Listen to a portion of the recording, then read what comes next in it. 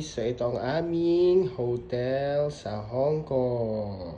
Okay. So, maganda naman siya. Twin bed siya. Yan, ang kalat. Yan may sariling aircon. Tapos, may TV guys. Pero wala siyang palabas. Binuksan namin. May ref ka, mini ref. Meron kang initan ng tubig. Meron ka ring baso.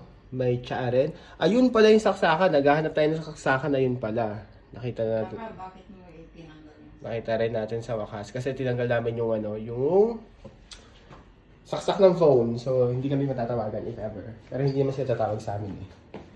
And then, ito yung niya.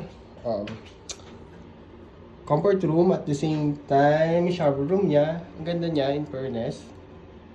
You know. So, ang meron lang guys ay toothbrush.